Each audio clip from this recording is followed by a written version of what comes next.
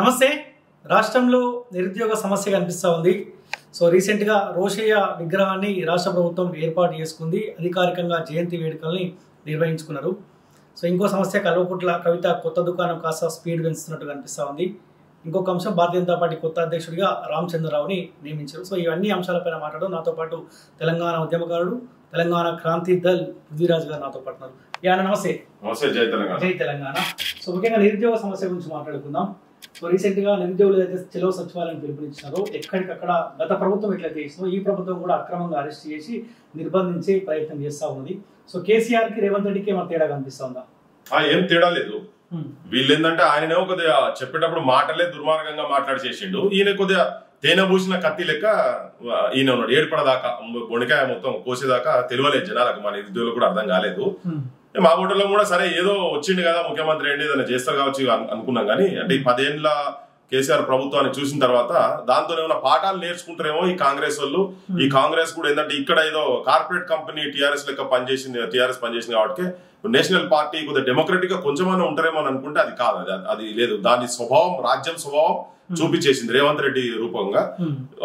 గత పాలకులు ఎట్లున్నారో same as it is గా ఇంకా కొద్దిగా ఎక్కువనే. ఎందుకంటే ఇప్పుడు ఏమైందంటే ఈ బుధగారిచ్చి చెప్పడంతో చాలా ఇబ్బంది. ఎనిమియే కానీ నీవు మిత్రుని లెక్క నటించుకుంటూ శత్రుత్వం చేసినట్టు చూసినావు, డేంజరస్ బాగా. అది రేవంత్ రెడ్డి లోపల కనబడుతున్నది. నేను మీ ఓన్నే, మీ అన్ననే, మీ తమ్మున్నే, మీ కాడికి వెళ్ళి వచ్చినా, మీ లెక్కనే తిన్నా, జొన్న రొట్టె తిన్నా, తొక్కు తిన్నా, ఇవన్నీ ముచ్చట్లు చెప్తుంటాడు కదా ఆయన. అన్ని మా అమ్మమ్మ చేసింది, మా నాయన మీ చేసింది ముచ్చట్లు చెప్తుంటే మనకు కూడా కనెక్ట్ అవుతుంటాం కదా. సో అట్లా చేసుకుంటే చేసుడు ఇవన్నీ. ఇప్పుడు ముట్టడి అనౌన్స్ చేసి దేని గురించి చేస్తున్నారు వాళ్ళు? దేని గురించి నీకు ధర్నా చౌక్ దగ్గరకు వచ్చి వాళ్ళు ధర్నాలు చేస్తున్నారు. నీకు ధర్నాలు చేసి నువ్వు 2 లక్షల ఉద్యోగాలు ఇస్తా అని చెప్పినావు. వచ్చిన సంవత్సరమే 2 లక్షల ఉద్యోగాలు అని చెప్పినావు. జాబ్ క్యాలెండర్ అన్నావు. తెలంగాణ రాష్ట్ర అవతరణ దినోత్సవం నాడే ప్రకటిస్తాం జాబ్ క్యాలెండర్ అన్నావు. 2 కూడా ఫెయిల్ అయినావు కదా. నీ కాంగ్రెస్ వాళ్ళకి ఎవరికి పతార లేకనే జనం లోపల పోలేని సిచ్యువేషన్ ఉంటే బస్సులు పట్టుకొని నిరుద్యోగులు పోయి వీళ్ళు వస్తే మాకు నౌకర్లు ఇస్తారని. ఇవాళ వీళ్ళు ఏంటంటే ఇది ఈయన ఆపోజిషన్ పార్టీలకు కేసీఆర్ కావచ్చు, హరీష్ కావచ్చు, కేటీఆర్ కావచ్చు, ఈయన ఛాలెంజ్లు విసురుతున్నాడు. 60 లక్షల ఉద్యోగాలకు ఒక ఉద్యోగం తక్కువ ఉన్నారా, నేను ఆడికొచ్చి క్షమాపణ చెప్తా అట్లని. నువ్వు నీ రాజకీయ పంచాయతీ కాదు ఇది. ఇదేంటి ఆయన కూడా ఏంటంటే ఇది మంచిగా టాక్టిక్స్ తోని డైవర్ట్ చేస్తున్నాడు, వాళ్ళ మీదకి నెడుతున్నాడు. వాళ్ళు ఎట్లా ఉద్యోగాలు ఇయ్యలేదు కనుక నిన్ను తీసుకొచ్చి పెట్టింది. ఇప్పుడు నువ్వు నీ మేనిఫెస్టోలో పెట్టి నీ రాహుల్ గాంధీ వచ్చి, నీ ప్రియాంక గాంధీ వచ్చి యూత్ డిక్లరేషన్ చేసినాడు. 4,000 రూపాయలు నిరుద్యోగ వృత్తి ఇస్తాను, నౌకరు వచ్చే వరకు మొత్తం లైబ్రరీలు మొత్తం వాటన్నిటి ఫర్నిష్ గిర్నిష్ చేస్తాను, ఉపన్యాసాలలో దంచినావు. ఇప్పుడు నువ్వు ఉద్యోగాలు ఇయ్యలేదు, ఇచ్చినవా ఇయ్యలేదు. ఒకవేళ నువ్వే అనుకుందాం, నువ్వు అన్నట్టుగానే 60,000 అనుకున్నాం. నేను దాంతో ఏకీపిస్తలేను. ఒకవేళ అదే అనుకున్నాను ఇంకా 1,40,000 ఉద్యోగాలు ఇయ్యాలి కదా. మనం ఎల్బీ స్టేడియం దగ్గర నిలబెట్టాను కదా. మరి మేము పొద్దున్నేస్తే వాళ్ళు వచ్చి ధర్నా చౌక్ కాడ వచ్చి ధర్నాలు చేస్తా ఉన్నారు, వాళ్ళు మొత్తుకుంటారు కదా. ఇప్పుడు ఏమంటారు, ఉద్యోగాలు వేస్తుంటే పిల్లలే వద్దంటారు అని కాడికి స్థాయి దాకా పోయాడు. అంటే ఎంత అబద్ధాల కోరు ముఖ్యమంత్రి రేవంత్ రెడ్డి. అంటే ఈయన అబద్ధాలకు ఇక ఎక్కడ ఏంటంటే అవధులు లేకుండా పోయిన మొత్తం అంత ఘోరమైన అబద్ధాలు ఆడుతున్నాడు. సో ఈ తన అన్న రీత్యానే ఇప్పుడు వీళ్ళు లేవు కనుక నిరుద్యోగులు బయటకు వచ్చి నీ అసెంబ్లీ నీ సెక్రటరీ ముట్టాడని చెప్పని వచ్చారు. నువ్వు నిర్బంధం ఎందుకే? నువ్వే చెప్పినావు కంచెలు తెంచి పడేసిన డైలాగ్ కొట్టిండు రాగానే. ఇనుప కంచెలు దించేసిన అదే రోజు చెప్పిన నువ్వు ఇనుప కంచెలు రోడ్ల మీద ఉండి దించదు కాదు, నీ గుండెలో ఉన్నటువంటి కంచెలు దించు. ఫస్ట్ నిరుద్యోగ యువకుల వ్యతిరేక విధానాల కోన్ నేను వాళ్ళు ఎక్కడన్నా నాకు నా ఇంట్లో కావచ్చు, నీ సుటపోలో కావచ్చు, నీ పార్టీలకు పదవులు వస్తే సరిపోతాయి అని చెప్పనేది తృప్తి పడుతున్నావో నువ్వు అక్కడనే ఉన్నావు. నువ్వు అన్ని ఏం మారలేదు. అంత అవినీతి ఏడుకాడికి జరుగుతూనే ఉన్నది. దీని గురించి 7 గంటలకి పోదాం, 7 గంటలకి చర్చకు సిద్ధం. సో నిరుద్యోగులకు ఇస్తా అన్నవి నువ్వు ఇయ్యలే కనుక వాళ్ళు ఇలా బయటకు వచ్చి ప్రొటెస్టులు చేస్తున్నారు. తర్వాత కండక్ట్ చేసిన ఎగ్జామ్స్ లలో కూడా అవకతవకలు, అంతకుముందు పేపర్ల లీకేజ్ జరిగినాయి. ఇప్పుడు వీళ్ళు సెంటర్లే మరి ఏం చేసారేమో తెలియదు కానీ 2 సెంటర్లకు గని నౌకర్లు వచ్చిన తర్వాత అది చాలా ప్రచారంలోకి వచ్చింది లేండి. వీళ్ళు చేసినది ఇప్పుడు కోర్టులో నడుస్తున్నది. కోర్టులో ఉండకుండా కూడా ప్రభుత్వం తరపుకి వెళ్ళి ఆర్పీ చేస్తే నిరంజన్ రెడ్డి ఏం చెప్తారు, అసలు తెలంగాణలో తెలుగే రాదు అన్నట్టుగా మాట్లాడితే ఇక వీళ్ళు ఏ మైండ్ సెట్ లో ఉన్నారు వీళ్ళంతా అంటే ఆంధ్ర పాలకుల దగ్గర జీతగాళ్ళ లెక్క పనిచేసిన వాళ్ళు, రాజకీయాల గురించి వాళ్ళ ఎమ్మెల్యేలు, ఎంపీలు లేదా మంత్రులు వాళ్ళు ఇట్లా పనిచేసిన వాళ్ళు వాళ్ళే ముఖ్యమంత్రులు అయితే ఎట్లా ఉంటుందని చూపించేందుకు ఇది ఒక అద్భుతమైన నిదర్శనము రేవంత్ రెడ్డి రూపంగా కనబడుతున్నారు. ఇప్పుడు కాంగ్రెస్ పార్టీ వాళ్ళు ఏమంటారు అంటే కావాలని నిరుద్యోగులను అడ్డం పెట్టుకుని బీఆర్ఎస్ పార్టీ కొంతమంది నాయకులు వాళ్ళు నడిపిస్తారు, ఉసుగుడిపే ప్రయత్నం చేస్తామని చెప్పి కాంగ్రెస్ పార్టీ వాళ్ళు అంటారు. సో మీరేమంటారు, నిరుద్యోగుల వెనకాల బీఆర్ఎస్ పార్టీ ఉండి నడిపిస్తుంది అనుకోవచ్చా? అదంతా హంపక వేస్ట్ మోషన్. ఇప్పుడు ఇవన్నీ ఏంటంటే వీళ్ళు కావాలని ఆ ఇష్యూను డైవర్ట్ చేస్తుంది. ఇప్పుడు ముఖ్యమంత్రి అదే అంటుండే కదా, 60,000 ఒక్క ఉద్యోగం తక్కువ అని మాట్లాడుతున్నా కదా, పొంగనాలు కొడుతుంది కదా. మేమేం చెప్తున్నాం అంటే ఇప్పుడు నేను టీఆర్ఎస్ పార్టీ కాదు కదా, మరి నేను కూడా మాట్లాడుతున్నా కదా, వాళ్ళకన్నా ముందు నుంచి మేము మాట్లాడుతున్నాం. నువ్వు నీ మేనిఫెస్టోలో పెట్టి నిన్ను ఎవరు నమ్మకుంటే నువ్వు రాహుల్ గాంధీని తీసుకొచ్చి సెంట్రల్ లైబ్రరీలో కాడ కూర్చోబెట్టి ముచ్చట చెప్పినావు కదా నువ్వు. ఉస్మానియా ఛాయలు, ఆల్ఫా ఛాయలు, బ్లూసీ ఛాయలు తెప్పించుకొని తాగితిరి. నీలోఫర్ బిస్కెట్, మన ఉస్మానియా బిస్కెట్లు, నీలోఫర్ ఛాయలు, బిర్యానీ తిని మొత్తం ముచ్చట చెప్పి నిజంగానే నమ్మిరు వీళ్ళంతా. పిల్లలు టీ-షర్ట్ వేసుకొని నల్ల పాయింట్ వేసుకొని రాగానే నమ్మిరు వీళ్ళంతా. ఇప్పుడు వచ్చిన తర్వాత నువ్వు వేయలేదు, నువ్వు వేయనందుకు వాళ్ళు నువ్వు 2 లక్షల ఉద్యోగాలు ఏవైనా అడుగుతున్నారు. దాంట్లో ఉసిగొలిపేది ఏముంటది? ఇప్పుడు ఆపోజిషన్ పార్టీ ఉన్నప్పుడు దాన్ని అడ్వాంటేజ్ తీసుకునే ప్రయత్నం చేస్తుంది. ఏ పార్టీని అడ్వాంటేజ్ తీసుకునే ప్రయత్నం చేస్తుంది కావచ్చు, అడ్వాంటేజ్ తీసుకునే ప్రయత్నం చేస్తుందేమో.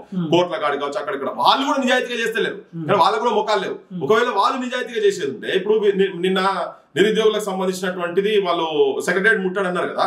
ఇప్పుడు బీజేపీ పార్టీ వాళ్ళు చెప్పారు, బీజేపీ పార్టీ అయితే ఒక పెద్ద మనిషి అన్నాడు, నేను ముఖ్యమంత్రి ఇంటి మీదకి పోతే నేను ఇల్లు ముట్టడి చేస్తానని మాట్లాడాడు. టీఆర్ఎస్ వాళ్ళు కూడా మేము మీ అందరం ఎప్పుడు ఉన్నామని. మరి ఆడమన్నారు వీళ్ళంతా. మరి మన విద్యార్థి యువకులను, నిరుద్యోగులను వాళ్ళు పిలిపించినప్పుడు వాళ్ళని ఎక్కడికక్కడ అరెస్ట్ చేస్తే మరి నాయకులంతా పోయి ఆడ కూర్చోవాలి కదా, సెక్రటరీ కాడ కూర్చోవాలి కదా. కనబడరా మీకు ఎవరన్నా? ఒక్కదన్నా కనబడరా? హరీష్ కనబడ్డా?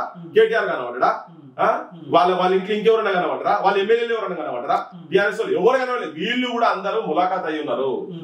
రేవంత్ రెడ్డి తోటి వీళ్ళందరూ ములాఖాత్ అయినారు. మనం తిట్టుకుందాం, మన దందాలు మనకు నడుస్తూనే ఉంటాయి. ఈ పురాణాన్ని ఆగం చేయాలని చెప్పని యువకులను, విద్యార్థులను, నిరుద్యోగులను ఇంకా నాశనం చేసినట్టుగా. ఇంకా ఏంటంటే ఘోరం ఏంటంటే 4 రోజుల కింద కూడా ఒక నిరుద్యోగ ఒక చెల్లె ఆత్మహత్య చేసుకున్నారు. షాయంపేటలో అమ్మ కూడా షాయంపేటలో ఆత్మహత్య చేసుకున్నారు. అదే ఇప్పుడు వీళ్ళు ఇయ్యనందుకే కదా. అసలు నేను పేర్లు కావాలని చెప్తలేను, కానీ పవాలికలు అప్పుడు చచ్చిపోయారు. నీ దగ్గర కూడా నిన్న కాక మొన్నైంది, అంత ముందు ఒక 2 నెలల కింద ఇంకొకటి చచ్చిపోయాయి. నీ పోలీస్ హరాస్మెంట్ కూడా అట్లే చేస్తున్నావు కదా. నేను ఏంటంటే నేను మొన్న కూడా చెప్పినా, మళ్ళీ చెప్తున్నా, వీళ్ళని అరెస్ట్ చేసే విధానం కూడా ఇంత ఘోరంగా చేస్తున్నాడు అంటే రేవంత్ రెడ్డి. ఆయనకు సోయినదో, ఆయనకి ఏమైనా అర్థమవుతుందో ఇది ఉందో లేదో నాకు తెలుస్తలేదు, కానీ ఆ మాణికేశ్వర నగర్కి వచ్చి ఫోటోలు పట్టుకొని మొత్తం వాడంతా చూపించుకుంటూ ఎందుకు బద్నాం చేయాలని. అంటే ఈ పిల్ల ఏం చేసిందో, దొంగతనం చేసిందో, గాంజాయి అమ్మిందో ఎవరు తెలియదు కదా, జనానికి తెలియదు కదా. సో ఏమేమి తప్పుడు పనులు చేసిందో అనే లెక్కల ప్రొజెక్షన్ చేసుకుంటా గీమే సంగతి ఏంటంటే బద్నాం చేయాలని, సొసైటీలో కూడా బద్నాం చేయాలని. పోలీస్ స్టేషన్ తీసుకొచ్చి పెట్టినా కూడా అక్కడ కూడా ఇల్ ట్రీట్మెంట్ చేసేది నాకు ఫోన్ లో చెప్పింది కదా, ఆస్మా చెప్పింది. సో ఎవరిని కనీసం పోయి పలకరించి మాట్లాడేందుకు ఎవరైనా పోతే కూడా ఎవరు లోపలికి రావద్దురా. ఇదే కడిగా నాకు అర్థమైతే లేదు. సూర్యాపేట సూర్యాపేట అరెస్ట్ చేస్తావు, మహబూబ్నగర్ అరెస్ట్ చేస్తావు, కరీంనగర్ అరెస్ట్ చేస్తావు. ఇవన్నీ తేడా ఎక్కడిది? ఇంతకుముందు నీ ఇనుప బూట్లది, నీ లాఠీ పాలన, నీ ఏంటది చాలా గొప్ప చెప్పింది కదా, దొరల పాలన, భూస్వాముల పాలన, పైశాచిక పాలన అన్నాడు కదా. రేవంత్ రెడ్డి కూడా గంతనే. ఇది ఆడికెళ్ళి పుట్టిన కోళ్ళేగానే, మంది దగ్గర కాదు, ఇది జనంతో కూడా పుట్టింది కాదు ఇదంతా. ఈ బ్రాటప్ వీళ్ళదంతా Chandrababu Naidu and trained by KCR తోటి కూడా ఆయన ఉన్నాడు కదా. ఆ ట్రైనింగ్ తోటి వచ్చి ఆయన ఇంకా వీళ్ళిద్దరు కన్నా ఎక్కువ చేసే ప్రయత్నం చేస్తా ఉన్నాడు. ఇప్పటికి కూడా సందర్భం వచ్చినప్పుడు రేవంత్ రెడ్డి నిరుద్యోగుల చేతిలో ఏర్పడ్డ ప్రభుత్వం, నిరుద్యోగుల ప్రభుత్వం చెప్తాడు. ఎనీ టైం డోర్ లోపల ఉంటే డోర్ అని టచ్ చేసుకోవచ్చు, లోపలికి రావచ్చు అన్న మాట చెప్తాడు. ఎందుకు ఆ సోయి నుంచి ఎందుకు బయటకు వస్తా ఉన్నాడు ముఖ్యమంత్రి? సోయి నుంచి బయటికి కాదు, ఇది ఒక వ్యూహం. ఆయన మాట్లాడేది ఒక వ్యూహం. ఇట్లా చేసి చెప్తుంటే సృష్టిలో కొద్దిగా చుట్టుపక్కల ఉంటారు, మావాడికి అంతగానే చెప్తుంది కాదని ఆయన. మరి అసలు ఉన్నప్పుడు నువ్వు ఎందుకు పిలుచుకొని కూర్చొని ఎన్నిసార్లు మీటింగ్ పెట్టిండు? మరి ఆయన పెట్టిండా? ఇప్పటి వరకు ఎప్పుడు ఒక మీటింగ్ పెట్టిండా? కూర్చోబెట్టిండా? మీ సమస్యలు ఏంది, మీ బాధలు ఏందని చెప్పి మాట్లాడిండా? ఏం లేదు అయ్యి, నువ్వు ఎవరితో మాట్లాడాల్సిన అవసరం కూడా ఆయన ఏం లేదు. కథలు చెప్పుడు ఇవన్నీ బయట పబ్లిసిటీ చేసుకుంటా. నువ్వు ఇస్తా అన్న ఉద్యోగాలు, నువ్వు పెడతా అన్న జాబ్ క్యాలెండర్ అవే రిలీజ్ చేయమని చెప్పారు కదా. అది 2 ఇస్తే సరిపోతుంది కదా. నువ్వు ఈ కథలు ఎందుకు, ఈ పిట కథలు ఎందుకు, నీ ఛాలెంజ్లు ఏంది? నువ్వు 7కి రా, 24 గంటలు టైం ఇస్తున్నాను ఈయన అంటాడు, ఆయన అంటాడు 24 గంటలు టైం ఇస్తున్నాను. మేమంటాం నా స్థాయి కేసీఆర్ది కాదని, ఆయన వాళ్ళ కేసీఆర్ స్థాయి నీది కాదని చెప్పి టీఆర్ఎస్ వాళ్ళు మాట్లాడేది. హరీష్ కేటీఆర్ గిన ఈయన మీతోనే బచ్చగాలు, నువ్వు ఆయన రాని అపోజిషన్ లీడర్, నువ్వు అసెంబ్లీకి వస్తే మేము మాట్లాడదు. అన్ని ఏందైనా తమాషాలు, పిచ్చి తమాషాలు. కాకపోతే నువ్వు రాసిచ్చినవు, నీకు జనానికి మధ్యలో, నీకు నిరుద్యోగుల మధ్యలో ఒక అగ్రిమెంట్ జరిగింది ఎలక్షన్స్ కు బిఫోర్. నువ్వు రాగానే 2 లక్షల ఉద్యోగాలు అగ్రిమెంట్ జరిగింది. ఆ అగ్రిమెంట్ ప్రకారంగా నువ్వు నిలబడు. Violation of agreement, breach of trust. నిన్ను నమ్మిరు కదా, నువ్వు దానికి నీ నమ్మకాన్ని జనాల నమ్మకాన్ని నువ్వు వమ్ము చేసినావు. వాటి గురించి మాట్లాడు. కానీ దీన్ని సైడ్ ట్రాక్ చేసే విధంగా రేవంత్ రెడ్డి చేస్తుండవు. నువ్వు చాలా డ్రామాటిక్ గా చేస్తుండీ. ఆయన ఏదో పెద్ద ఈయన మొత్తం వాస్తవమే నిరుద్యోగులతోనే నీ ప్రభుత్వం వచ్చింది. కానీ ఓడ దాటేదాకా ఓడమల్లన్నా, ఓడ దాటినాక గోడమల్ల అనేది ఉండదో అది మొత్తం ఈయన ఏంటంటే తిన్నింటి వాసాలు ఎక్కువ తిన్నింటి వాసాలు తలగబెడుతున్నాడు ఈయన రేవంత్ రెడ్డి. ఇప్పుడు రేవంత్ క్లారిటీకి వచ్చిందా? ఏం చేసినా కానీ ప్రజలు నమ్మే పరిస్థితి లేదన్న ఆలోచన ముఖ్యమంత్రి వచ్చిందా? అది తెలియదు. ఇక ముఖ్యమంత్రి ఎట్లా వచ్చిందో తెలియదు. కానీ ఆయనకి ఏంటంటే నేను అనుకుంటున్నా ఏంటంటే ఈ ఏమైనా ఏమున్నది ఆఖరికి ఈయన పైసలు ఇస్తే ఓట్లేస్తారు జనాలు. 500కు బాపద్ది 600 అవుతారు, 600 700 అవుతారు, లేదా 1000 రూపాయలు అవుతాడు, 2000 రూపాయలు అవుతాడు. అంతనే అమ్ముడు కొనుక్కున్నాడు, అమ్ముడే కదా బేరమే అనుకుంటున్నాయి. ఆయన ఆ భ్రమలలో ఉన్నాడేమో ఏ లాస్ట్ మినిట్ లో వారేస్తే అయిపోతుంది. కానీ నీ పైసలు చూసి చేయలేవాడు, నీ స్కీమ్స్ చూసి చేయలే. కేసీఆర్ దమనకాండ, కేసీఆర్ మీద వ్యతిరేకత ఉన్నటువంటి ఓటు తోటి నువ్వు గెలిచినావు. కానీ నువ్వు అదే లైన్ లో పోయి సంపాదించుకుని మాత్రం విపరీతంగా సంపాదిస్తున్నాడు. పొద్దున్న లేసే స్టోరీ వస్తలే నువ్వు కూడా చేయలేదా? నీ కాలేలు, నీ కథలు, నీ ఏంటంటే FTL సంగతి ఏంటిది, నీ హైడ్రా సంగతి ఏంటిది, నీ చెరువుల కబ్జా సంగతి ఏంటిది? పోయినోళ్ళు కట్టిరు, వాళ్ళ దగ్గర నువ్వు నీ షేర్ నువ్వు ఇంత తీసుకున్నావు, వాళ్ళు చేసిరు, నీ షేర్ నువ్వు తీసుకున్నావు. నువ్వు పైసలు సంపాదిస్తారు, అడ్డగోలుగా పైసలు సంపాదించుకుంటూ కూర్చున్నారు. అందుకని రేపు పొద్దుగాల మళ్ళీ అదే పైసలు వారేస్తే మళ్ళీ నాకు ఓట్లు వేస్తారు జనం అని అనుకుంటారు. కానీ మేము అది కానీయకుండా చూసేందుకే ప్రజల్లో కూడా తిరుగుతున్నాం. ఇప్పుడు నిరుద్యోగుల పేరు పైన కూడా రాజకీయ లబ్ధి పొందడం చాలా మంది ఉన్నారు. ఆకునూరి రిములి కావచ్చు, కోదండరామ్ కావచ్చు, వెంకట బల్మూర్ కావచ్చు, రియాజ్ కావచ్చు. సో వీళ్ళు కూడా ఎక్కడ కూడా మాట్లాడట్లేదు కదా? చెప్తే కూడా ముఖ్యమంత్రి వినట్లేదా? ఇప్పుడు చెప్తే కూడా వినకుంటే రాజీనామా చేసి బయటికి రావాలి. అసలు పోనే పోదు కదా. ఫస్ట్ నీ కండిషన్ ఏంది? ఆ 2 లక్షల ఉద్యోగాలు వచ్చిన తర్వాత నాకు ఉద్యోగం రావాలని అనాలి. నీ దగ్గర నీతి ఉంటే ఓకే.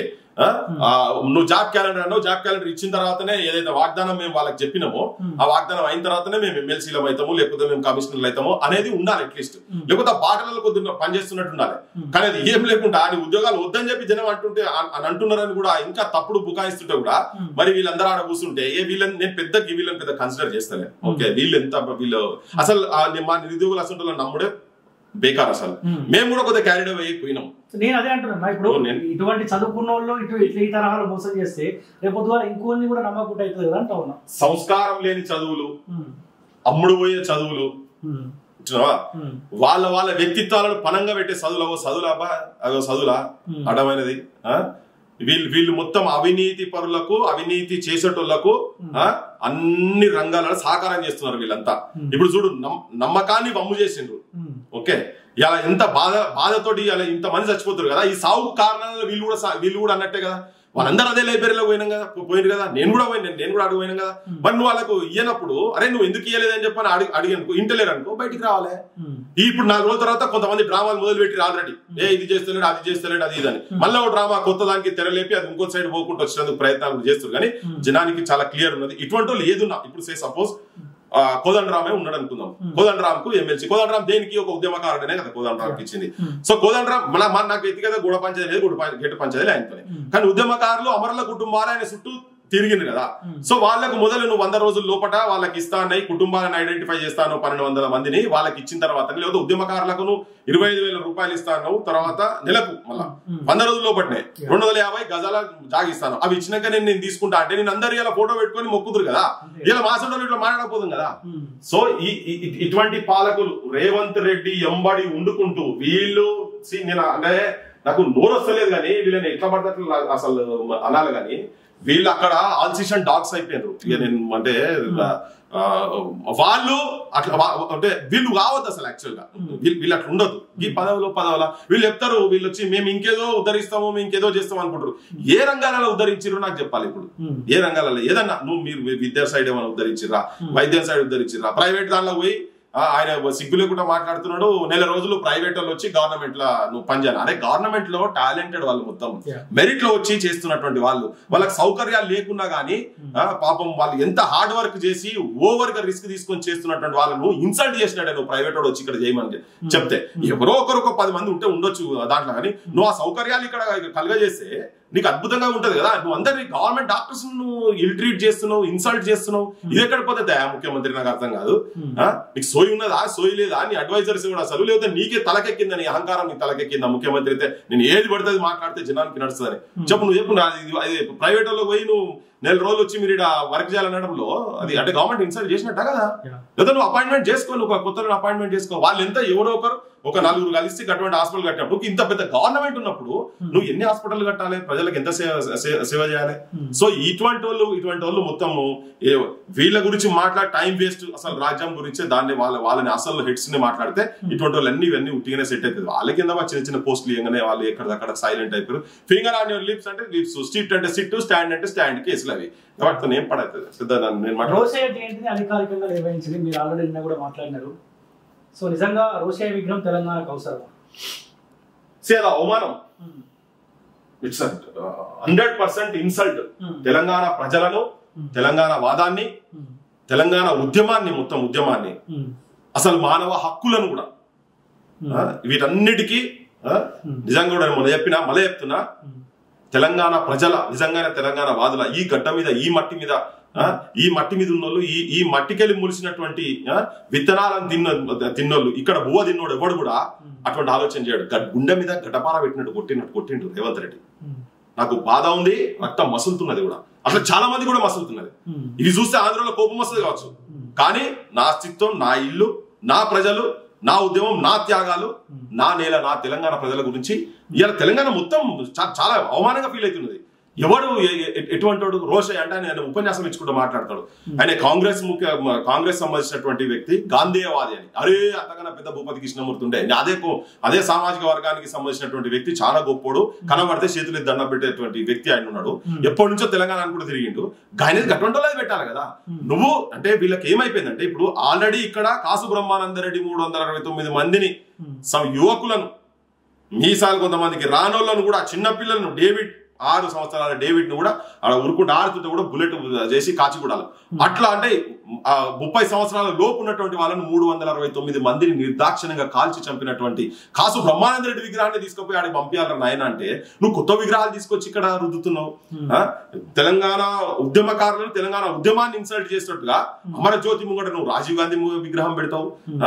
జయ జయ హే తెలంగాణ పాటను ఆంధ్రులతో చేపిస్తావు, మ్యూజిక్ డైరెక్షన్ చేపిస్తావు. ఇదంతా ఏంటిది? 100% రోషయ్య విగ్రహము ఇక్కడ పెట్టాల్సిన అవసరం లేనే లేదు. నీ కాంగ్రెస్ అయితే గాంధీ భవన్ లో పెట్టుకో. ఇంకెవరో మీ కాంగ్రెస్ వాళ్ళు ఇళ్ళ అందరి ఇళ్ళలో పెట్టుకోండి. నువ్వు కూడా నీ ఇంట్లో పెట్టుకో. మొత్తం కుటుంబం అంతా పొద్దుగా లేచి మంగళారతి పట్టుకొని, దీపాలు పెట్టుకొని మొత్తం ఇట్లా తిప్పుకుంటా తిరుగు. సాష్టాంగ నమస్కారాలు చేయి మొత్తం నీ ఎన్టీ రామారావుకు, నీ చంద్రబాబుకు, నీ రాజశేఖర రెడ్డికి, ఆంధ్రాకి సంబంధించిన వాళ్ళందరికీ మొత్తం బుర్రలాగా మొత్తం పొద్దున్న లేచి వాళ్ళ కాళ్ళకాడనే ఉండు, వాళ్ళ కాళ్ళకాడ పాద పూజ చేసుకుంటా కూర్చో. మాకేం ప్రాబ్లం లేదు. నేను అడిగిన ఒకటే సింపుల్ క్వశ్చన్ ఏం అడిగినా అంటే, అరే నువ్వు పివి నరసింహారావు దేశానికి ప్రధానమంత్రి కదా, ఎన్ని విగ్రహాలు ఉన్నాయి చెప్పండి ఆంధ్రాలో? ఇప్పుడు ఎన్ని విగ్రహాలు ఉన్నాయి? కొత్తగా ఎన్ని పెట్టారు? చెన్నారెడ్డి పెట్టినరా, అంజయ్య పెట్టిరా, మరి అక్కడ వాళ్ళు తెలంగాణలో కదా, వాళ్ళు కూడా ముఖ్యమంత్రులు కదా. ఎక్కడ నువ్వు వైజాగ్, నీ వైజాగ్ తీరంలో ఎక్కడైనా పెట్టినావా? నీ విజయవాడలో ఎక్కడ పెట్టినావా? లేకపోతే ఆయన రేపు పొద్దుగాల సెక్రటరియట్ కడుతుంది కదా, అక్కడ పెట్టుకుంటాడా? అయినా అవసరం లేదు. రాష్ట్రం విడిపోయింది, అయిపోయింది, క్లోజ్. ఇప్పుడు కాంగ్రెస్ పార్టీలు ఏమంటా ఉన్నారంటే, రోషయ్య ప్రసంగాలు ఒక పుస్తకాలు లాంటివి, కొత్త ఎమ్మెల్యేలు ఆ పుస్తకాలు చదువుకోవాలి, రోషయ్య లాగా తయారు కావాలంటా ఉన్నారు ఓపెన్ గా. అదే ఇప్పుడు రోషయ్య లాగా కొత్తగా అంటే, రోషయ్య ఏంది? ముంగడి చెప్పేది ఒకటి, వెనక చేసేది ఒకటి. రోషయ్య ఏం చేసిండు? ఇక్కడ ప్రజల ఆకాంక్షకు వ్యతిరేకంగా నువ్వు అసెంబ్లీలో బిల్లు పెట్టిన ఆయన అంటే, బిల్లు నేను ఉన్న ముఖ్యమంత్రి ఉన్న రోజు నేను బిల్లు పెట్టే సమస్యనే లేదు అని చెప్పిండు. అంటే నేను రిజైన్ చేసేస్తా అని చెప్పిండు కదా. అంటే బెదిరించిండు, నేను పక్కకు పోతా అని చెప్పాడు. అంటే నువ్వు ఇక్కడ ఆకాంక్షలకు వ్యతిరేకంగా నువ్వు చేసినట్టే కదా. ఇక్కడ పిల్లలు చచ్చిపోతుంటే సావుకు కారణం కూడా నువ్వే కదా. ఇప్పుడు ఈయన గాంధీవాద అన్నాడు. నేను ఎంతమంది అంటే, ఏ పల్లెల్లో లాఠీ చార్జ్ చేయని పల్లె ఆల్మోస్ట్ లేదు. ప్రతి జిల్లాలో, యూనివర్సిటీలో, ప్రతి ఎడ్యుకేషన్ ఇన్స్టిట్యూషన్స్ లో ఆల్మోస్ట్ కొన్ని వేల మంది లాఠీ దెబ్బలు తిన్నారు. నేను వాళ్ళందరి తరఫుకెళ్ళి నేను మాట్లాడుతున్నా అనుకుంటున్నాను. ఆ లాఠీ దెబ్బలు తిన్న వాళ్ళు కూడా రోషయ్య మంచోడు అంటే, రేషం అటువంటి వాళ్ళు ఉంటే నేనేం చేయలేను. కానీ ఈయన ఉద్యమకారుల మీద తుపాకులు లేపి ఈయన లట్లు పట్టినోడు కాబట్టి ఈయనకు అది తప్పు అనిపిస్తలేదు. ఈయన ప్రభుత్వానికి అది తప్పు అనిపిస్తలేదు. వాళ్ళ దాంట్లోనే ఇప్పుడు ఈయనే కనీసం ఒక రైట్, నువ్వు జస్ట్ నేను ప్రొటెస్ట్ చేస్తా అంటే కూడా నువ్వు అట్టెట్లా చేస్తావు రాబాయ్ అని చెప్పని నీ మీద నీకు రబ్బర్ బుల్లెట్లు కొట్టినోడు ఎట్లా గాంధీ అవుతాడు? మేము వాడిని పొద్దుగా లేచి ఆయన విగ్రహం ఆడ ఎట్లా చూసుకుంటా కూర్చోవాలి?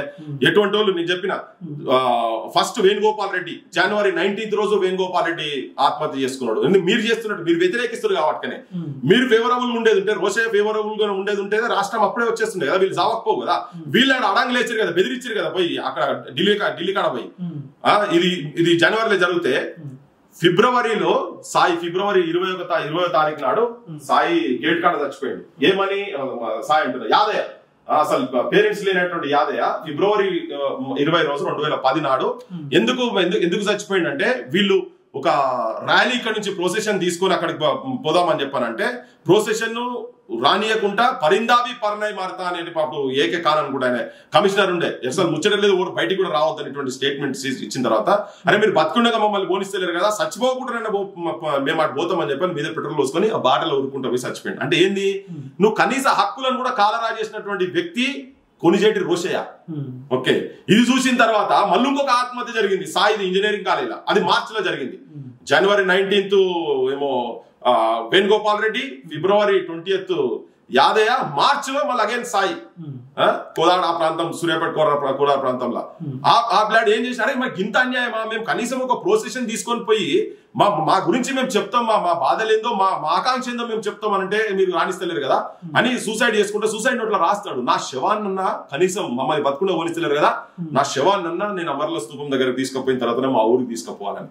నువ్వు ఇటువంటి అన్ని మా లోపల ఇంకా అవన్నీ ఉన్నాయి, ఆ గాయాలు లోపల ఉన్నాయి, ఇంకా గుండు మీద కారం చల్లినట్టు వాళ్ళే పెట్టరని విగ్రహాలు ఇంకెవరైనా పెట్టుకొని విగ్రహాలు, తెలంగాణ సంబంధించినటువంటి బొచ్చడు మంది వైతాళికులు ఉన్నారు కదా, వాళ్ళే పెట్టుకొని ఈ సోయలేదు. ఇంకోటి ఏంటంటే ఇంత ఘోరం అంటే, అమర్ల స్తూపంకి వెళ్ళి 500 మీటర్ల లోపల పెట్టిండు, మళ్ళీ అది కూడా అది చూడు ఏదో ఒక మూలకు పెట్టినట్టు కాదు, సెంటర్ లో లగడి కాపుల నుంచి నువ్వు ఇట్లా గట్టిగా పిలిస్తే నీకు అమర్ల స్తూపం అసెంబ్లీ కనబడుతుంది. అంటే నీ మొత్తం నీ అడ్మినిస్ట్రేషన్ కావచ్చు, నీ పొలిటికల్ సెంటర్ అయినటువంటి ప్లేస్ లో సెక్రటరియట్ కూడా దగ్గర అటువంటి దగ్గర పెట్టి ఇంకా ఇన్సల్ట్ చేసుడు అనేది ఇది చాలా చాలా చాలా చాలా అవమానకరం. కాంగ్రెస్ వాళ్ళు ఏమన్నా ఏం చేసినా అంత ముందు కూడా కాంగ్రెస్ గవర్నమెంట్ లోనే కదా కాల్పులు జరిగినాయి.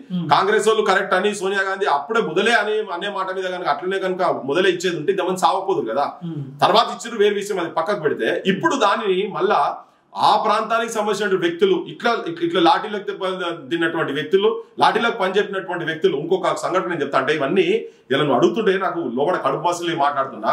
యూనివర్సిటీలో హాస్టళ్లలో పోయి కమిషనర్ ఉండే రామాంజనేయ అనుకుంటా, తర్వాత ఆయన ఆంధ్రాకు పోయిండు, షిగలు పట్టుకొని కరెంటు బంద్ చేసి షిగలు పట్టుకొని లేడీస్ హాస్టల్లో పీజీలు పిహెచ్డీలు చదువుతున్నటువంటి మా చెల్లెళ్లను పట్టుకొని గుర్ర కారిడార్లకి వెళ్ళి బయటికి గుంజుకొచ్చారు, బయట పడేసారు, కరెంటు బంద్ చేసి. నేను చెప్తున్నా అది ఒక్కొక్క ఆగడాలు ఎటువంటి ఆగడాలు చేశారంటే, అప్పుడు గింత చేసినటువంటి అప్పుడు ముఖ్యమంత్రి ఉన్నటువంటి వ్యక్తులు ఇటువంటి వాళ్ళు ఆయన ఉన్నప్పుడు జరిగినాయి, రోషయ్య ఉన్నప్పుడు కూడా అటువంటి ఇన్సిడెంట్ జరిగినాయి. యూనివర్సిటీలు ఎక్కడ కనబడితే అక్కడ ఇటువంటి వాళ్ళని ఎట్లా క్షమిస్తామా, పోలీసు వాళ్ళు పొదలకు పోతే కూడా అవమానకరంగా అంటే అడ్డమైన బూతులు మాట్లాడి ఇట్లా అట్లా గలీజ్ మాటలు మాట్లాడి, మీకేందే మీరెందుకు బయటకు వస్తున్నారే, మీరెందుకు రోడ్ల మీదకి వచ్చి మీరెందుకు నినాదాలు చేస్తున్నారే, అరే మా బతుకులు సార్, మా నౌకర్లు, మా జీవితం తెలంగాణ అంటే మా ఆత్మ, మాది మాకు కావాలని అడుగుతున్నాం కానీ మీదేం అడుగుతలేం కానీ అంటే అట్లా చేసి యూనివర్సిటీలో పిల్లల మీద లేని పుట్టించి బాంబులు ఉన్నాయని చెప్పి కూడా కేసులు పెట్టారు. వీళ్ళ దగ్గర బాంబులు ఉన్నాయి అంటే మావోయిస్టులకు అప్పుడు పీపుల్స్ ఆర్గోలకు వీళ్ళకు సంబంధాలు ఉన్నాయట్టుగా చిత్రీకరించి చేస్తే మేము హ్యూమన్ రైట్స్ కమిషన్ కూడా పోయినాం. వాళ్ళు మాఫ్టీలో పోలీసు వాళ్ళు, ఇది నేను రోషయ్య గవర్నమెంట్ జరిగినప్పుడే చెప్తున్నా, మాఫ్టీలో పోలీసు వాళ్ళు సబ్ ఇన్స్పెక్టర్లు ఉన్నోళ్ళను ట్రైనింగ్ లో ఉన్న వాళ్ళని తీసుకొచ్చి ఎవిడెన్స్ చెప్పించే ప్రయత్నం చేసి వీళ్ళంతా ఇవన్నీ చేసిన పాలన అటువంటి తీసుకొచ్చి నువ్వు విగ్రహం పెడతా అంటే ఎట్లా అక్సెప్ట్ చేస్తాం? ఇప్పుడు సపరేట్ స్టేట్ అయిన తర్వాత తెలంగాణ సంబంధించిన వాళ్ళు ఎవరైనా ఏపీలో ఇటువంటి విగ్రహాలు ఏమైనా ఏర్పాటు చేస్తున్నారా అక్కడ ప్రభుత్వం? అదే అంటున్నా కదా, చేస్తే చూపి ఏం చేయలేదని చెప్తున్నా. అడుగుతున్నా చెన్నారెడ్డి విగ్రహాలు ఎన్ని ఉన్నాయి ఇప్పుడు? ఇక్కడ 10 జిల్లాలు ఉన్నాయి. ఇక్కడ నువ్వు ఏ జిల్లా పోయినా ఎన్టీఆర్ విగ్రహం ఉంటది, రాజశేఖర రెడ్డి విగ్రహం ఉంటది, ఆంధ్రలో విగ్రహాలు ఇక్కడ ఉంటాయి. మరి వాళ్ళు ముఖ్యమంత్రినే పెట్టినావు. మరి నీవు 13 జిల్లాలు అప్పుడు ఆంధ్రప్రదేశ్ ఉన్నప్పుడు ఆంధ్ర ప్రాంతానికి ఉండే కదా, 13 విగ్రహాలు చూపి. నేను 100 విగ్రహాలు పెట్టారు కదా మీరంతా.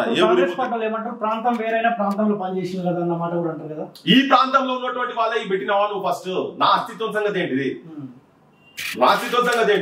ఇప్పుడు వాళ్ళు ఆల్మోస్ట్ తెలంగాణకు అప్పుడు ఉన్నటువంటి పాలకులు తెలంగాణకు వ్యతిరేకం చేశారు కాబట్టి తెలంగాణ శత్రువులు వాళ్ళ విగ్రహాలు పెట్టినారు కదా. మరి ఇక్కడ ఈ ప్రాంతం గురించి సాక్రిఫైస్ చేసిన వాళ్ళ గురించి ఎందుకు పెట్టలే? ఎందుకు చెన్నారెడ్డి విగ్రహాలు అక్కడ ఎందుకు లేవు? ఎందుకు అంజయ్య విగ్రహాలు లేవు?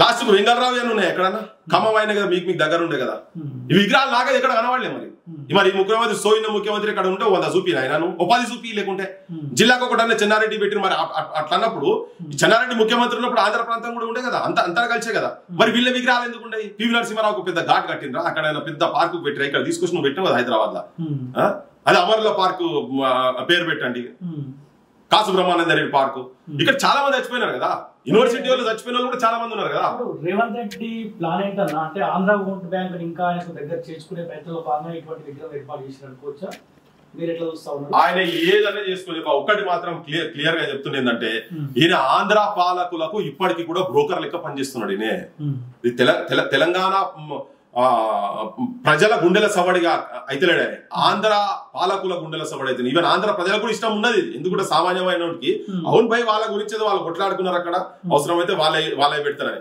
ఇప్పుడు ఎందుకంటే సోయి కూడా లేదు ఇప్పుడు ట్యాంక్ బండి మీద విగ్రహాలు వాళ్ళ కొట్టి గుంజి జనాలంతా చేస్తాం మేము కూడా ఉన్నాం తీసాలో అలా బారేసినాం మేము అది ఆ రోజు ఉత్సవం అనుకుంటే ఆత్మాభిమానకు సంబంధించినటువంటి అంశం కనుక ఆ విగ్రహాలు అంటే మా వాళ్ళే కూడా ఉండాలి కదా అని నువ్వు ఆడొక 10 తెలంగాణలో కనుక ఉండేది ఉంటే అది ఉండకపోవచ్చు కొంతమంది శ్రీశ్రీ అసంటోలే వదిలేసినాం జాషువాలై శ్రీశ్రీలే మేము వదిలేసినాం మాకు వాళ్ళంటే కూడా అభిమానం ఉండే ఆడికి వచ్చినప్పుడు కూడా ఎస్ వద్దు వీళ్ళ వద్దు అని చెప్పేసి మేము పక్కకు పోయి ఖాళీ వేరే వాళ్ళకి మాత్రమే చేసినాం కానీ నువ్వు అటువంటి వాళ్ళని అటువంటి చేతులేసి దండం పెట్టి గౌరవించే వాళ్ళంటే ఇప్పుడు వాళ్ళని మొత్తం ఇక్కడ వాళ్ళని మొత్తం కానీ నువ్వు ఈ పాలకులు కావాలని డివిజన్ తీసుకొచ్చేటట్టు చేసి ఇక్కడున్న కూడా ఇక్కడున్న కవులను కావచ్చు ఈ మట్టి బిడ్డలను కూడా నువ్వు అక్కడ ఉండాలి కదా ఈ మట్టి వాసన కూడా పరిమళించేటట్టు ఉండాలా లేదా కేవలం అక్కడ వాళ్ళని తీసుకొచ్చి పెట్టి ఇక్కడ రేవంత్ రెడ్డి ఈవెన్ అది ఓట్లు చేసినా కానీ ఆంధ్ర ప్రజలు కూడా గమనించాలి ఏంటంటే ఇది మా అస్తిత్వానికి సంబంధించినటువంటి అంశం మమ్మల్ని బాధ పెట్టి మమ్మల్ని గోసపుచ్చుకొని మేము మా కన్నీళ్ళు వస్తుంటే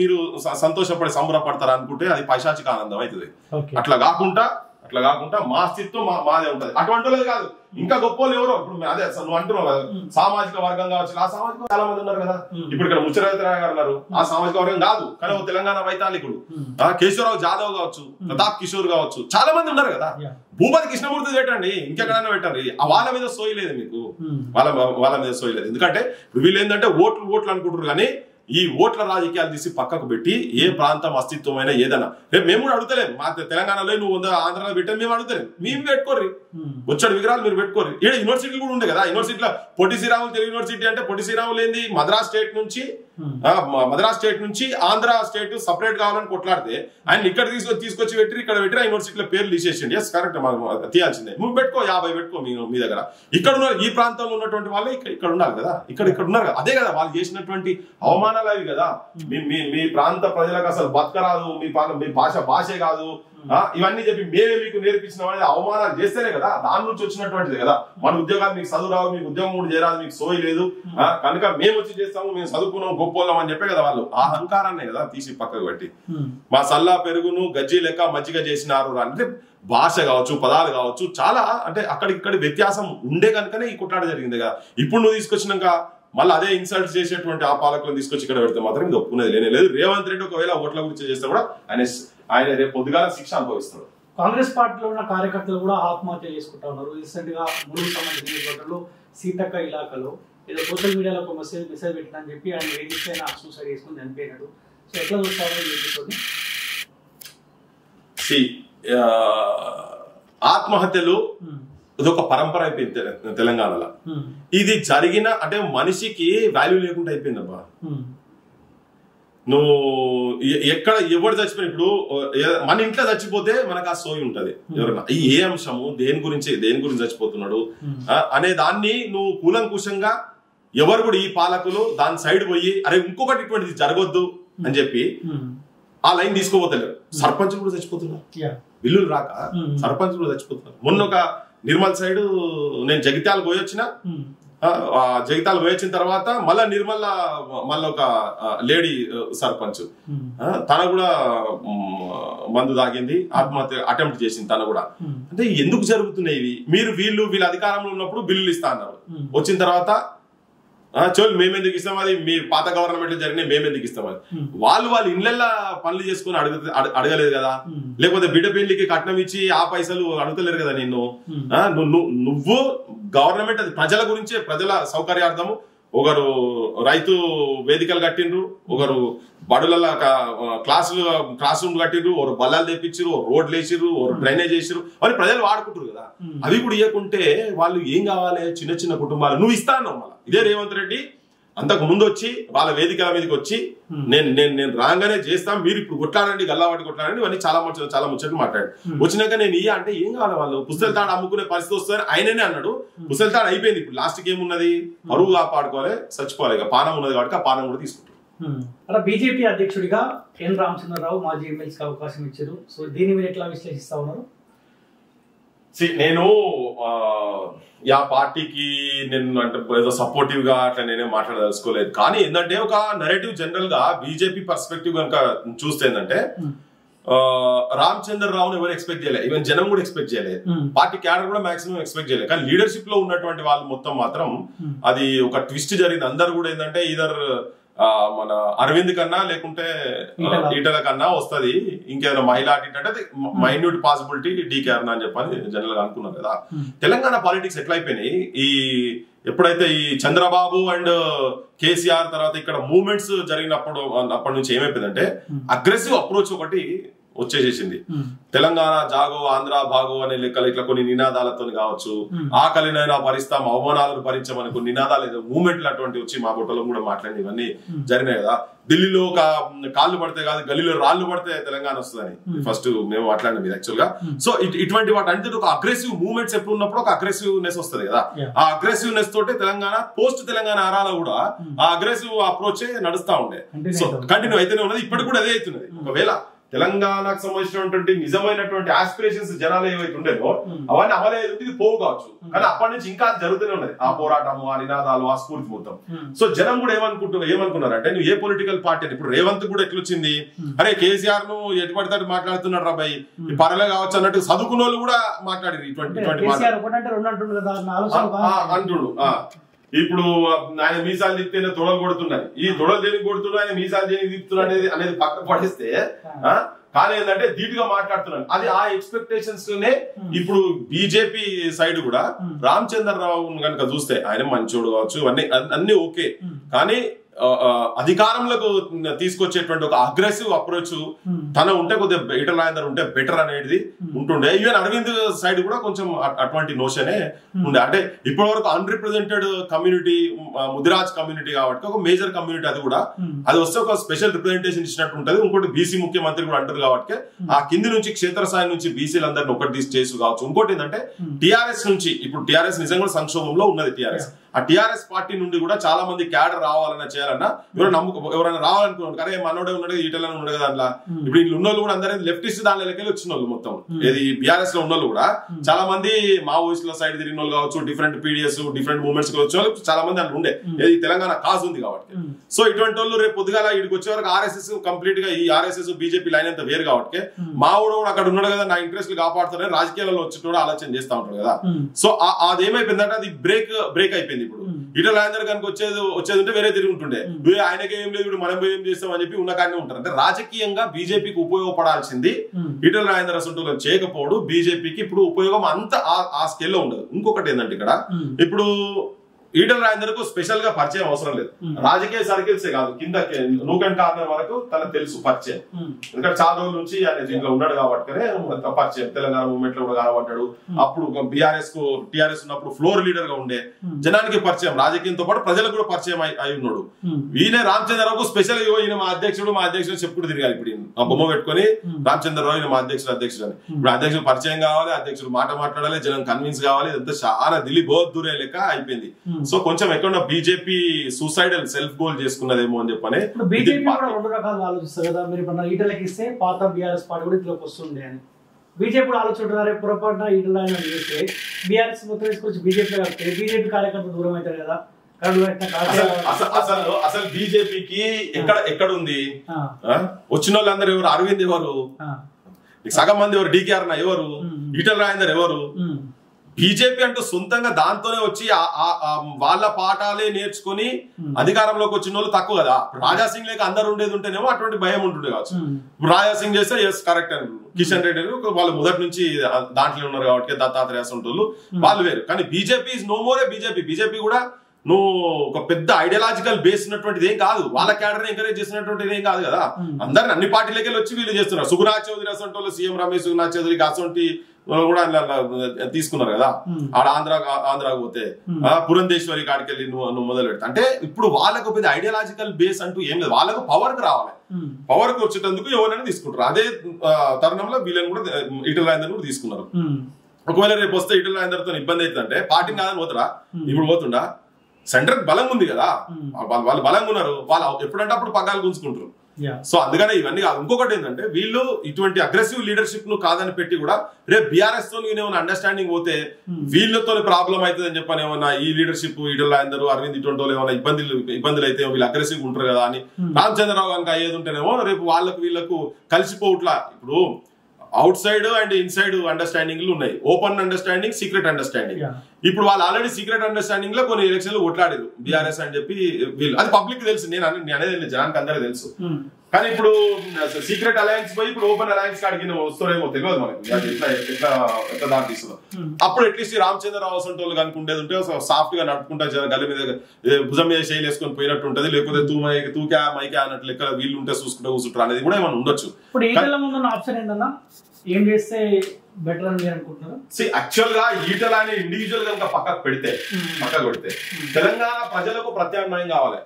తెలంగాణ ప్రజలు ఏ ఆకాంక్షల గురించి అయితే కొట్లాడి తెలంగాణ తీసుకొచ్చుకున్నారో, తెలంగాణ స్ట్రగుల్ లో సాక్రిఫైస్ చేసిండ్రో, జైళ్ళకు పోయినరో, లాఠీ దెబ్బలు తిన్నారో, కాల్జేలు ఇరగొట్టుకున్నారో, ట్యాంకులెక్కి దునికినరో, ఇవన్నీ పోవాలంటే ఒక నిజమైన తెలంగాణ వాది అనేటోళ్ళు అధికారంలోకి రావాలనేది. ఈ ఆంధ్ర పాలకుల చేతులలో రాజశేఖర రెడ్డి దగ్గర పైరవకారులుగా మిగిలిపోయిన వాళ్ళు, చంద్రబాబు దగ్గర పైరవకారులు మిగిలిపోయిన వాళ్ళు అందరూ ఎమ్మెల్యేలు ముఖ్యమంత్రి దాకా పోయి ఇప్పుడు అటువంటి వాళ్ళు వాళ్ళకి తెలంగాణ మీద ప్రేమ ఏముండదు. సో అటువంటిది లేదు కనుక ఒక ఆల్టర్నేట్ పార్టీకి అయితే ఇక్కడ స్కోప్ ఉంది. దాంట్లో జనం కొద్దిగా అక్కడిక్కడ ఆయనది కూడా కొద్దిగా చూసిరు కావచ్చు. సో ఈటెల రాజేందర్ వ్యక్తిగతంగా ఆయన ఒకవేళ తనకు ముఖ్యమంత్రి కావాలంటే మాత్రం ఆయనకు ఫుల్ స్టాప్ పడిపోయింది. ఆయన అది కాలేడు, మళ్ళీ అదేదో పోర్ట్ఫోలియో ఇంత రావాల్సిందే. అంతకుముందు చేసినట్టు ఫైనాన్స్ మినిస్టర్, రెవెన్యూ మినిస్టర్, పొద్దుగా అయితే హోమ్ మినిస్టర్ అవుతారు కావచ్చు అంతే. కానీ లేకపోతే సెంట్రల్ లో డిప్యూటీ మినిస్టర్ ఏమైనా అయితే అవుతారు కావచ్చు. అయితే అది వ్యక్తికి సంబంధించినటువంటి. తెలంగాణ కాడికి వస్తే మాత్రం డెఫినెట్ గా స్పేస్ ఉంది. ఆ స్పేస్ లోకి ఈయన దునికి లేదు. నేను తెలంగాణ నిజంగా తెలంగాణ ఆకాంక్షలకు తగ్గట్టుగా అమరుల త్యాగాలు సార్థకత కావాలంటే, వాళ్ళ ఆశయ సాధనలు కనుక కావాలంటే నేను ఉన్నా దానికి అని చెప్పని బయటికి వచ్చి నిలబడతాడనే నమ్మకము ప్రజలకు ఆల్రెడీ ఒకసారి సన్నగిలిపోయింది. ఈసారి రాకుండా ఆయన పోతుంది. అట్లీస్ట్ ఆ తెలంగాణ ఉన్నాయి కదా. కానీ నేను అనుకుంటున్నా అంత ధైర్యం చేస్తాడు ఆయన. మరి ఎందుకు అంటే ఆయన అన్ని హంగులు ఉన్నాయి తన దగ్గర, కానీ చేస్తాడు. Telangana needs heroes. Okay, leaders కావాలి, not followers. Now he's following. ఇప్పుడు కేసీఆర్ దగ్గర ఫాలోవర్ గానే ఉండే, ఇప్పుడు మోడీయో లేకపోతే అమిత్ షానో లేకపోతే కిషన్ రెడ్డికో ఎవరికొరు ఫాలోవర్ అయింది. తెలంగాణకు లీడర్ కావాలి, తెలంగాణ అస్తిత్వాన్ని కాపాడేందుకు లీడర్ కావాలి. ఆ లీడర్ కు ఉన్నటువంటి మానసిక స్థితి తనకు ఉన్నదని అనుకుంటే నేను ఉంటే ఇప్పుడే ఆడ పడేసి నీ ఎంపీ ఎంద్రా ఏదో బొడని చెప్పి తీసి పాడేసి పక్కకు పడేసి నేను ఇస్తా తెలంగాణకు ప్రత్యామ్నాయ రాజకీయ నాయకత్వం అని రానుండే. కానీ రాలేదు కాబట్టి అందుకే నేను ఈటెలా తూట అవుతాడో తుస్సం అంటాడు. నిజంగానే తూటనే, కానీ తుస్సం అంటున్నది అంతే. బాంబే కానీ తేలాలి కదా. తెలంగాణలో ఏ స్పేస్ మీరు అంటారో ఆ స్పేస్ ని ఫుల్ఫిల్ చేయడానికి కల్వకుర్తి రైతా దూసుకొస్తా ఉంది. చాలా మంది బీసీ సంఘాలను కలుస్తా ఉన్నది, సపోర్ట్ అడుగుతా ఉన్నది, మద్దతు కూడగట్టే ప్రయత్నం కల్వకుర్తి రైతా చేస్తా ఉంది. అంటే ఇక్కడ మీలాంటి వాళ్ళు కూడా ఫెయిల్ అవుతున్నట్టే అనుకోవచ్చా? అరే నువ్వు మాట్లాడటంలో ఫెయిల్ అవుతామని చెప్పని మేము రాజకీయ క్షేత్రంలోకి వచ్చి ఉద్యమంలో మేము సక్సెస్ అయినాం. బరాబర్ ఎక్కడెక్కడ ఏమేమి చేయాలో అవన్నీ చేసి ఆ స్పేస్ లోకి కవిత ఎంట్రీ ఇస్తుందంటే ఇప్పుడు మీలాంటి వాళ్ళు కూడా దూరం అవుతున్నట్టే కదా. లే, ఆమె ఎందుకు వస్తుందని మీరు ఎందుకు అనుకుంటున్నారు అసలు? అరే మస్తుగా చేస్తారా పాటలా, మస్తుగా చేస్తారు. మా అలాంటి వాళ్ళు గుడగొట్టమని చెప్పు, మా అలాంటి వాళ్ళు మేనేజ్ చేయమని చెప్పు. ఇలా చాలా మందిని మేనేజ్ చేసి చాలా మంది దగ్గర డైనింగ్ విత్ కవిత, వాళ్ళ అయ్యా dining with KCR, wining with KCR లెక్క ఈమె కూడా ఇప్పుడు డైనింగ్ అండ్ వైనింగ్ మొదలు పెట్టింది కదా. ఈమె కూడా చాలా మంది దగ్గరికి ఈ లిక్కర్ రాణి జనంకు మొత్తం బాగా తరవుగా ఎక్స్పోజ్ అయింది. తిహార్ జైల్లో పోయొచ్చిన వాళ్ళు కూడా తెలంగాణకు నాయకత్వం వహిస్తారంటే ఇక ఇంత దౌర్భాగ్యమైన పరిస్థితి ఉంటుందో అర్థం చేసుకోరు. అంత లేదు, ఆమె దగ్గర పైసలు ఉన్నాయి, ఇల్లీగల్ గా సంపాదించినటువంటి పైసలు అవినీతి చేసి ప్రజల హక్కులను కాల రాసి వాళ్ళ నాయన సంపాదించిండు, వాళ్ళ అన్న సంపాదించిండు, వాళ్ళ బావ సంపాదించిండు. ఇప్పుడు ఈమె సంపాదించిన పైసలు కూడా ఇక్కడ కాదు. ఇవి ఇప్పుడు జనరల్ గా చెప్తారు డకాయిట్లు దొంగలు అంటే అరే ఇంటర్ స్టేట్ దొంగలు రాను. ఈమె ఇక్కడ లిక్కర్ బిజినెస్ కాదు. ఎందుకంటే ఊర్లలో సారా అమ్మితేనే పొట్టు తిట్టేది ఎవడన్నా. సారా అమ్మితే ఇంటికి పోయేది ఆడలు సారా మీద చూసిన ఎప్పుడన్నా. అది ఆమె ఇప్పుడు తెలంగాణలో అమ్ముడు కాక రాష్ట్రాలకు మొత్తం స్ప్రెడ్ అయిపోయి ఢిల్లీ రాజధాని దాకా పోయింది. అంటే ఈమె ఎంత పెద్దది అంటే అంటే లిక్కర్ ఆడోళ్లకు లిక్కర్ రాని అంటే ఇక్కడనే కాదు, ఆమె దేశానికి రాని లెక్క ఆల్రెడీ ప్రచారంలో ఉన్నది. ఆమెను తీసుకొచ్చి ఇక్కడ ఇప్పుడు ఏంటంటే ఆ స్పేస్ ఉన్నదాన్ని వాడుకుందాం. తర్వాత ఇంకోటి ఏంటంటే వాళ్ళ అన్న చెల్లెళ్లకు పడక ఇప్పుడు అధికారం అంటే వాళ్ళ సొత్తు అన్నట్టుగానే. అసలు ఈమెకు తెలంగాణ ఉద్యమానికి సంబంధం ఏందండి? చాలా అంతకు ముందు వచ్చి ఉన్నారు కదా మా బొట్టలో కూడా జూనియర్ వీళ్ళంతా. కేటీఆర్ కావచ్చు, ఈమె కావచ్చు, హరీష్ కావచ్చు, వీళ్ళంతా. ఈవెన్ కేసీఆర్ జూనియర్ మాకు. మేము అంతకు ఎప్పుడో నుంచి మేము తిరుగుతున్నాం కదా ఆ మూమెంట్ లా. వీళ్ళందరూ జూనియర్ బ్యాచ్. ఇప్పుడు వచ్చి వీళ్ళు మా పక్కకు పెడితే తెలంగాణ జనంలో కూడా చాలా మంది ఈవెన్ టీఆర్ఎస్ లో ఆమె ఏదైతే సామాజిక న్యాయం అంటుందో అదే టీఆర్ఎస్ లో మహిళలుగా అంతకు ముందు మహిళా అధ్యక్షురాలుగా ఉన్నటువంటి వాళ్ళు కూడా చాలా మంది ఉన్నారు కదా. వాళ్ళకి లేని ఇన్వైట్ల వాళ్ళ అన్నదులుకొని కూడా వచ్చి తిరిగారు కదా. కేసీఆర్ బిడ్డ కనుక ఆమె ఎలా చిన్న కథలు పడుతుంది కానీ అది రానిచ్చే సవాలే లేదు. ఒక దొంగ చేతులకి వెళ్ళి డకాయిట్ల చేతులకు ఈ రాబందుల చేతులకు తెలంగాణను పోనిచ్చే సమస్యనే లేదు.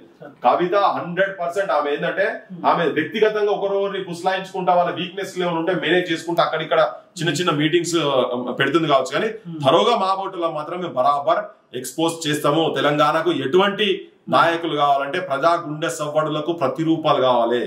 జనం గుండెలో ఉన్నటువంటి అమరుల గుండెలో ఉన్నటువంటి ఆశయాలు ఏమున్నాయో వాళ్ళ జెండాలు పట్టుకొని తీసుకుపోయి ఆ సెక్రటేరియట్ మీద అసెంబ్లీ మీద నిలబెట్టేటువంటి మనస్తత్వం ఉన్నటువంటి వాళ్ళు కావాలి. ఆ యువకులు కావాలి, ఆ ధీరులు కావాలి, ఆ శూరులు కావాలి. వాళ్ళ తల నిండా మొత్తం ఈ త్యాగదల్లో ఆశయాలను నింపుకొని పోరాటం చేసి నిస్వార్థంగా కొట్లాడేటువంటి వ్యక్తులు కావాలి. వాళ్ళతోనే తెలంగాణ మారుతుంది. ఈ కవితలు, సరితలు, సునీతలు, అనితలు, ఈకే రేవంతులు, హరీష్లు, పిరీష్లు ఇవన్నీ ఏది అని పేరేంది కేటీఆర్ బీటీఆర్లతో ఏమయ్యే సచ్చేది లేదు. అన్ని పార్టీలు వీళ్ళంతా పైన కలిసే ఉన్నాయి. నిజంగా ప్రజల్లో కూడా మారాలంటే ప్రజలు కూడా ఓటు నమ్ముకోకుండా ఉండి నిస్వార్థంగా చేసి ఇప్పటికే త్యాగాలు చాలా జరుగుతున్నాయి. చచ్చిపోయేటోళ్ళు కూడా నేను చెప్తున్నా Telangana no more needs martyrs, Telangana needs soldiers. తెలంగాణకు సైనికులు కావాలి, అమరులు వద్దు అని నేను ఎప్పటికీ చెప్తుంటా, ఇప్పుడు కూడా చెప్తున్నా. నా బ్యానర్ మీద కూడా అదే ట్యాగ్ ఉంటుంది. కానీ ఏంటంటే దౌర్భాగ్యం ఇప్పటికీ చచ్చిపోతున్నా, అదే బాధ అనిపిస్తుంది. ఇంకొకటి లాస్ట్ చెప్తుందంటే ఈ లిక్కర్లకు ఈ దందాలకు అలవాటు పడ్డోళ్ళు గ్రామాలల్లో బెల్ట్ షాపులు పెట్టించి బెల్ట్ షాపులలో పర్సెంటేజ్ పెట్టించి కమిషన్లతో ఎక్కువ చేసారు కదా. ఆ మనస్తత్వంలో అట్లే ఉన్నారు కాబట్టి గంజాయి అలా ఊర్ల తాండవం వాడుతున్నది. రేపు పొద్దుగాలు వస్తే తెలంగాణ యువతరాన్ని మహిళలను సంవత్సరాలు మొత్తం చెడగొట్టేటువంటి మనస్తత్వం కవితకు ఉంటది. వాళ్ళ దందాలు ఆ దందాలతోనే పైసలు సంపాదించారు కాబట్టి తెలంగాణకు అవసరం లేదని చెప్తున్నారు. సో ఇది తెలంగాణ ఉద్యమకారుడు, తెలంగాణ క్రాంతిదళ్ పృథ్వీరాజ్ గారితో స్పెషల్ ఇంటర్వ్యూ. చూసుకోండి పక్కా తెలంగాణ, ఇది ప్రజల గొంతుక.